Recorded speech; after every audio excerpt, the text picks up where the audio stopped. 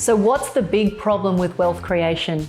How do people like us, who didn't inherit a boatload of money, who are investing and building wealth from our own blood, sweat and tears, how do we invest in a way that gives us remarkable results and become financially free before retirement age? I don't know about you, but I am sick of hearing from wealth gurus and experts who don't walk their own talk and prescribe strategies that are a one-size-fits-all approach. For self-made people like you and me, I'm here to tell you that you don't need to be superhuman or already wealthy to reach financial freedom earlier than 65. This is the Alternative Investing Podcast. Hey guys, welcome back to the podcast. Today, the topic is really around this. Is it possible to avoid investment loss? I think it's really easy to look at other successful investors and believe that maybe they always get it right. Maybe they have some kind of Midas touch, that they're on a winning streak. But what I actually want to do today is I actually want to share with you a few stories on why I don't think that's necessarily true and why trying to even avoid loss isn't actually necessary. So if I think about some of the clients I've worked with, even in the last 5 years, there's a few key themes that I want to kind of tease out as a bit of a pre-frame. Firstly, we associate loss, or many of us associate loss with stupidity. We think, we should have seen the signs that maybe greed or error in judgment was the root cause of that loss. And we like to tell ourselves, especially when we judge ourselves against the performance of others, that if we were careful enough, that maybe that loss might have been avoidable. The perspective that I want to kind of put at the beginning of this particular podcast episode as a lens, if you like, is that loss is very much in many circles the natural consequence of diversification, and that those that we revere as exceptional investors still get it wrong some of the time. And that loss in the context of many, many wins is a much better lens to kind of adopt and use as a worldview when you're judging your own results. So I think the easiest way to kind of express some of these ideas is to really share some stories that maybe you haven't heard of, but which really, I think, showcase some of these principles. So I want to tell you about a first guy, an art dealer by the names of Heinz Berggruen. I don't think he's with us anymore, but he fled Nazi Germany and went to the US to study literature. And in 1940, while on a honeymoon, he actually bought his first piece of art. He went on to collect quite a vast personal collection of artworks. And in the year 2000, he actually sold that massive collection of art for about 100 million euros. The interesting part is that the German government, who kind of felt that they had a better handle on what that art collection was worth, described it as a bargain. Now, what was really interesting about this particular art collection is that it's believed that 90% of it, or 99% of it, in fact, was actually of very little value, but about 1% of it turned out to be ridiculously valuable. And people who heard that story, who read about that story, were completely shocked.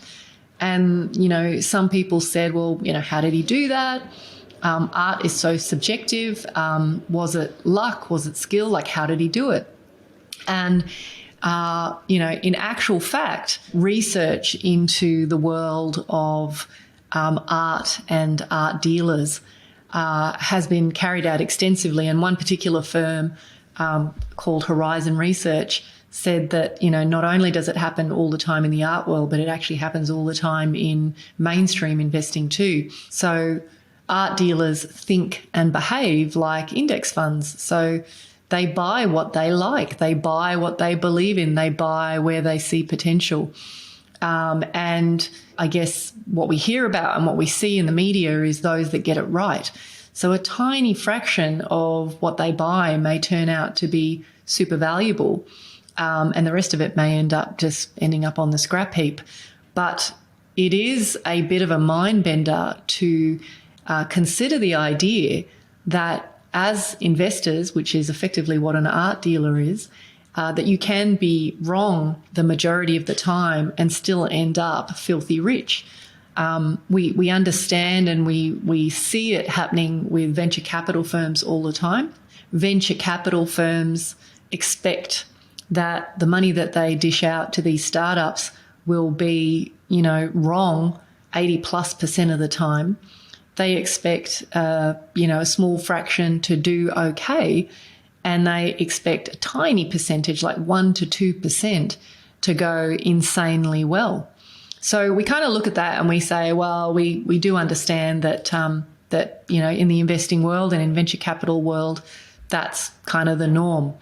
But I guess where I kind of want to lead you to is that, venture capitalists and art dealers, you could argue, are playing the probabilities.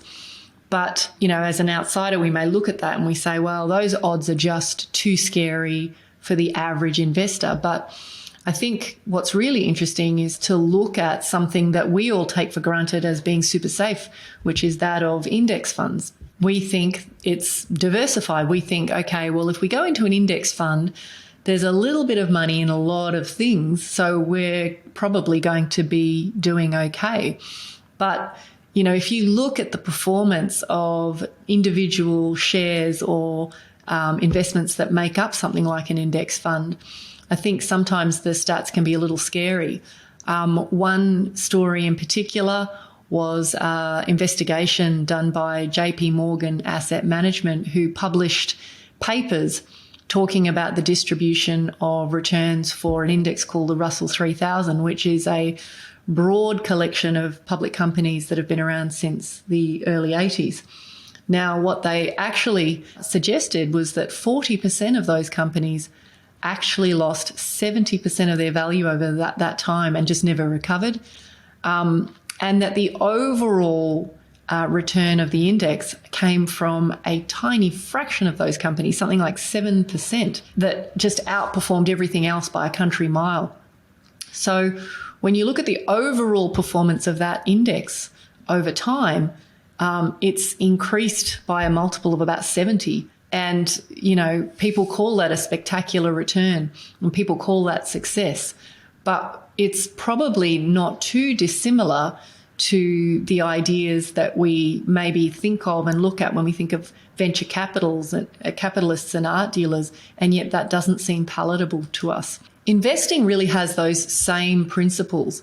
Most financial advice that you go out and look for is about today, like what should I do right now given the current market environment? What looks most profitable right now? How can I create alpha? How can I outperform the norm today? But what we need to do is continuously remind ourselves that we're playing the long game, and we need to remind ourselves that it is possible that of all the investment decisions that we make, maybe only a small fraction of them will have a big impact on our end result.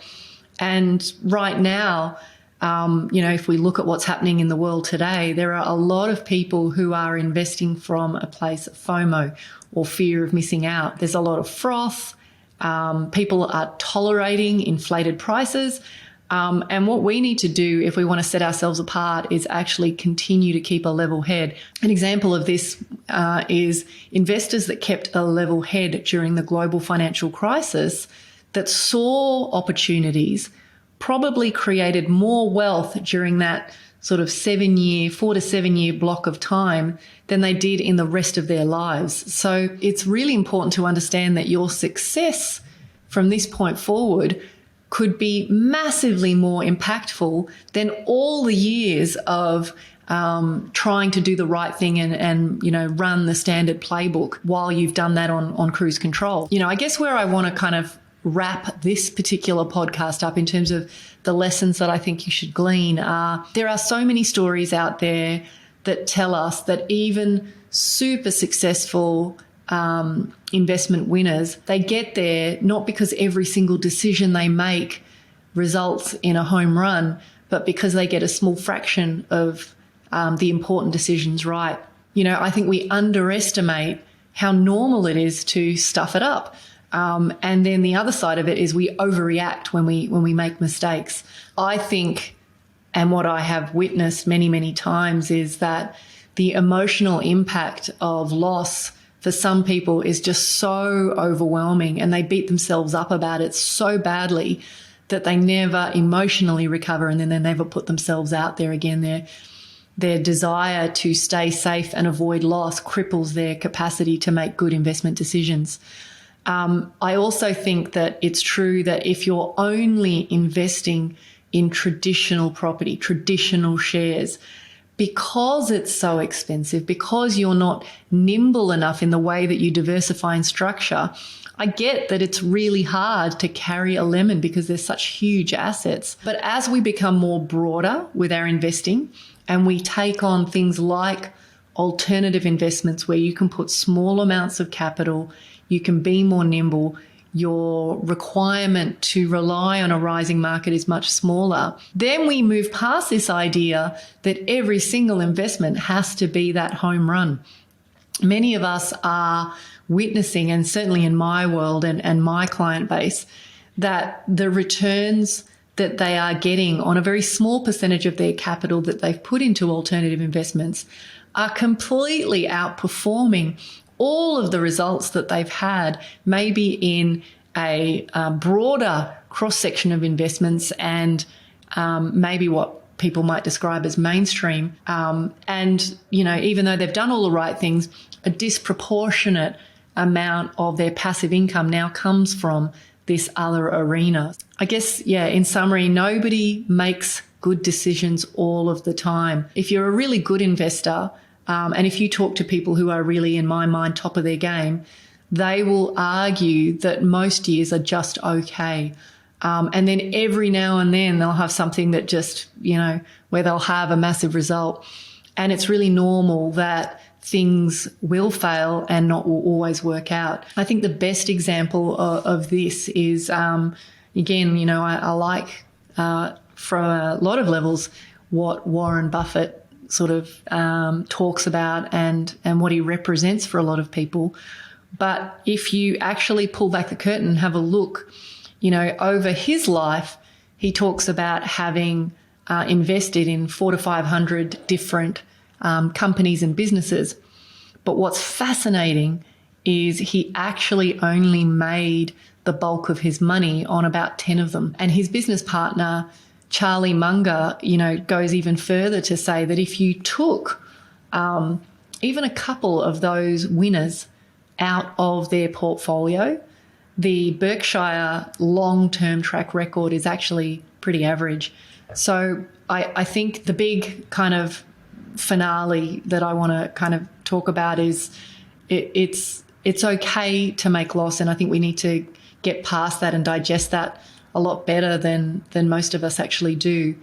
But it's not so much about, being right all the time or, never getting it wrong.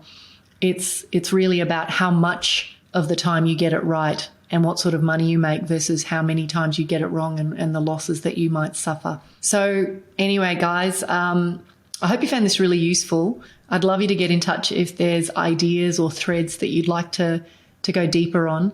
But in the meantime, take care of yourselves and remember that the journey around having a great relationship with money also requires us to digest the loss and the mistakes, and they're just as important, if not as more important than celebrating the wins.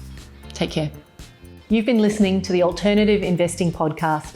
If you're feeling frustrated that despite doing everything right in the property investing playbook and you're no closer to financial freedom, then head on over to incosiwealth.com to learn more about how you can use alternative investments to catapult your investing income and blend strategies to shave decades off your timeline to financial freedom. See you on the next episode.